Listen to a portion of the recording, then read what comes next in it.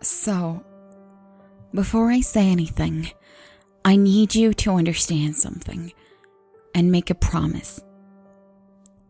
I know what I'm about to say is gonna make you want to throw me into a nut house, and I can't blame you. I get it. But first, I need you to know that I wouldn't be telling you this if I wasn't desperate. And I need you to promise to hear me out, okay? Okay. I can hear things. Bad things.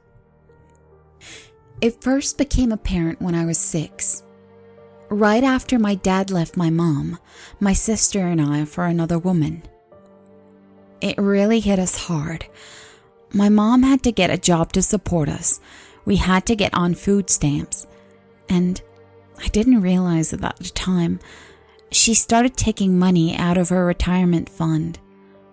We sold the house we were living in and moved a couple states away because she couldn't stand to be anywhere near there. Sorry, getting off topic. They started out as nothing but whispers. Small noises that I could pretend I didn't hear. Whenever I asked if others heard and they said no, I just kept my mouth shut. I don't like drawing attention to myself. It took a couple of years before the whispers started making sense. By then, I was 8 or 9, maybe 10. I don't remember. But I do remember the day it happened, like it was just 5 minutes ago. I was in the living room with my sister watching TV when I heard them. At first, they were the mumbles I was used to. I could ignore them. But they slowly started making sense. Started actually making words. It's no wonder he left you. Why would he stick around for someone like you? Immediately, I knew it was talking about my dad, and those words felt like a punch to the gut. Tears sprang to my eyes, and I was about to yell back at it, but its next words hit me even harder, hard enough to steal my breath. He has a better wife now, one better than you. Besides, how could he love you? A sniveling little girl who didn't even have a job, constantly begging for attention. Pathetic. At first, I was confused, but when I looked around for the source of the words, my eyes landed on my mother, and I could see it immediately.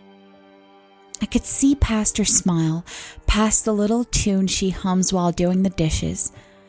I could see the pain in her eyes, and I knew those were the thoughts going through her mind. Now, understand, I can't read minds. That's not what it is. I can just hear people's demons, if that makes sense.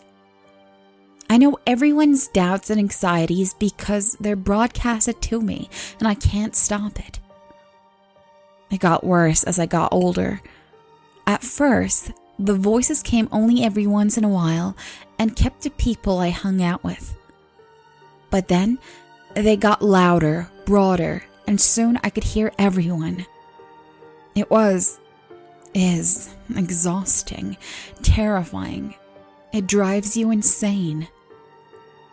Just this constant thrum of darkness and pain choking you, and you can't get rid of it no matter what you do. It hurts, and it's sad, and you just want to give up. There was a time where I was willing, to give up. Especially after I started seeing their manifestations. Thick, black clouds of oil sticking and hanging to people. They clung like a disease, weighing the person down while it whispered its poison into their ears. Some were bigger than the others, but everyone had one if they were over the age of 9 or so. And their eyes, inhuman, blood-red pools that bore into me. They knew I could see them. It was nauseating. I just wanted it to end. I avoided everybody all the time as much as I could to keep the voices at bay. It was lonely, but it was better than having to hear those goddamn voices all of the time. I needed to end it. But I was too much of a coward. I could never actually bring myself to,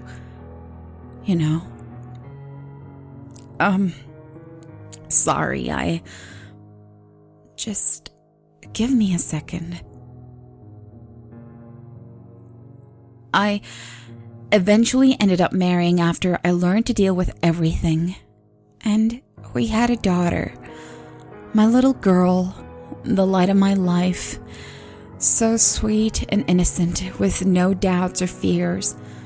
She's my one solace, my one pride, and my reason for living. She's 6 years old now. And that's why I'm asking for help. That's why I need you to listen to me and to believe me. I don't care what happens to me, but a couple of days ago, she came up to me and asked why there's a black cloud clinging to me.